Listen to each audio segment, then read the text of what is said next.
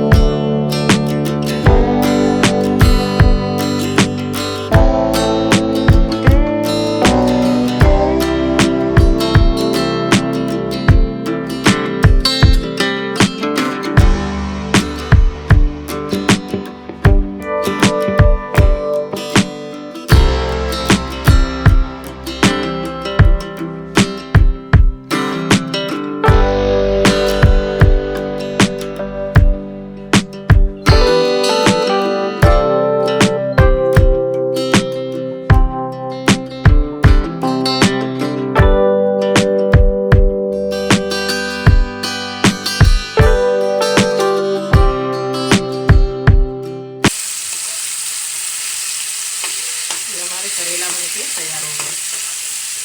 भरमा करेला इसको कहते हैं।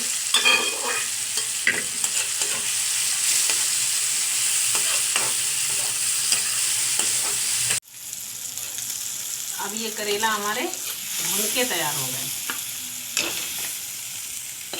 ये करेला दाल के साथ खा सकते हैं, वैसे भी रोटी के साथ खा सकते हैं, हर सब्जी के साथ, दाल के साथ हमारे करेला बनके तैयार हो गए। बहुत स्वादिष्ट करेला हैं।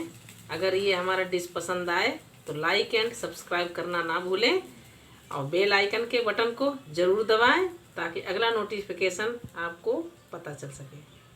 Thank you.